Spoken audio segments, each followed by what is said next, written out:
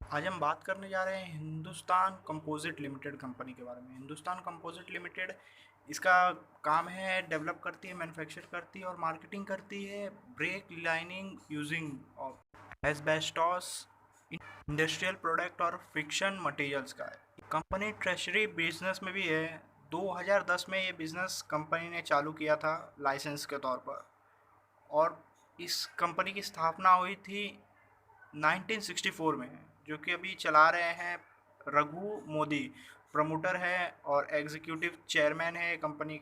लगभग 50 साल का एक्सपीरियंस है। और भी जान लेते हैं कंपनी के बारे में। कंपनी का मार्केट कैप 477 करोड़ का है और करंट प्राइस जो चल रहा है अभी वो 323 रुपीज़ का है। कंपनी का पी 22.4 है और बुक वैल्यू 553 रुपीज़ है। कंपनी ने इस साल आर जनरेट किया है 3% का, आर जनरेट किया है 2.50% का। कंपनी के ऊपर कोई भी डेब्ट नहीं है। कंपनी ने इस साल प्रॉफिट आफ्टर टैक्स जनरेट किया 21.3 करोड़ रुपीज़ का। अर्निंग पर शेयर है कंपनी का 14.4 रुपीज़ का। शॉर्ट और लॉन्ग टर्म डेब्ट मिला के 0.04 करोड़ है। कैश और बैंक बैलेंस, जिसको हम लोग कैश इक्विवेलेंट बोलते हैं, 2.20 करोड़ रुपीज़ का है। कंपनी ने टोटल सेल्स किया है 2021 में 185 करोड़ रुपीज़ का। ये कंपनी अंडर वैल्यूड भी नहीं है, ये ओवर वैल्यूड भी नहीं है, फेयर प्राइस पे मिल रही है कंपनी। क्वार्टरली रिजल्ट देख लेते हैं कंपनी का। सितंबर क्वार्टर में कंपनी ने सेल्स किया था 44.51 करोड़ रुपीज़ का, जिसमें प्रॉफिट बिफोर टैक्स था 10.62 करोड़ रुपीज़ का और प्रॉफिट आफ्टर टैक्स था 760 करोड़ रुपीज़ का और अर्निंग पर शेयर रहा था 5.15 रुपीज़ का। दिसंबर क्वार्टर में कंपनी ने सेल्स किया 51.27 करोड़ का, जिसमें प्रॉफिट बिफोर टैक्स था 5.43 करोड़ का और प्रॉफिट आफ्टर टैक्स था 4.87 करोड़ रुपीज़ का और अर्निंग पर शेयर था 3.30 रुपीज़ का। मार्च क्वार्टर में जो कंपनी ने सेल्स किया 58.29 करोड़ रुपीज़ का, जिसमें प्रॉफिट बिफोर टैक्स था 5.58 करोड़ का और प्रॉफिट आफ्टर टैक्स था 5.38 करोड़ रुपीज़ का। अर्निंग पर शेयर रहा था 3.64 रुपीज़ का।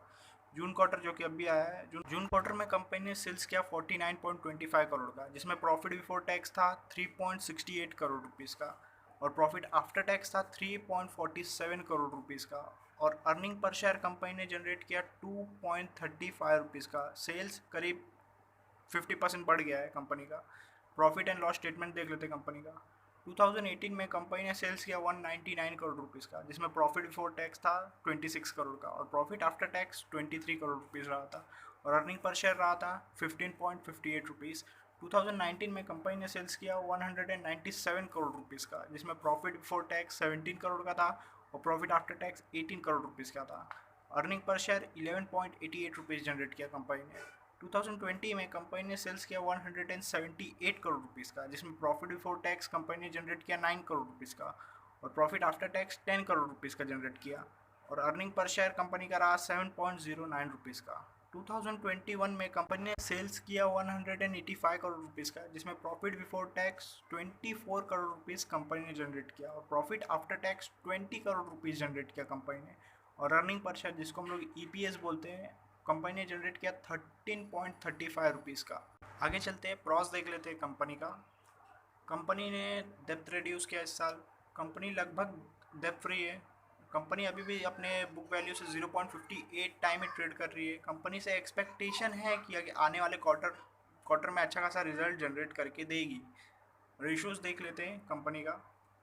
कंपाउंडेड सेल्स ग्रोथ रेशियो देख लेते हैं। पिछले 10 साल का हमारे पास अवेलेबल नहीं है। पिछले 5 साल में एवरेज सेल्स ग्रोथ रहा है 4% का, पिछले 3 साल में -3% का रहा है, लेकिन आगे आने वाले साल का एस्टिमेट है 28% रहेगा सेल्स ग्रोथ। और कंपाउंडेड प्रॉफिट ग्रोथ देख लेते हैं। पिछले 10 साल का हमारे पास अवेलेबल नहीं है। पिछले 5 साल में एवरेज 1% है, पिछले 3 साल में -5% है, लेकिन एस्टिमेट है कि आगे आने वाले साल में 127% प्रॉफिट ग्रोथ होगा, इस कंपनी जनरेट करेगी। स्टॉक का प्राइस कैसे मूव किया वो देख लेते हैं। पिछले 10 साल में 7% की स्पीड से मूव किया है, पिछले 5 साल में -6%, पिछले 3 साल में -8% और पिछले साल 78% मूव किया स्टॉक का प्राइस। रिटर्न ऑन इक्विटी कैसे जनरेट किया कंपनी ने देखते हैं। पिछले 10 साल का हमारे पास अवेलेबल नहीं है। पिछले 5 साल में 3% का जनरेट किया है, पिछले 3 साल में 2% का जनरेट किया है और पिछले साल लगभग 3% का रिटर्न ऑन इक्विटी कंपनी ने जनरेट करके दिखाया है। आगे बढ़ते हैं और कंपनी का शेयर होल्डिंग पैटर्न देख लेते हैं।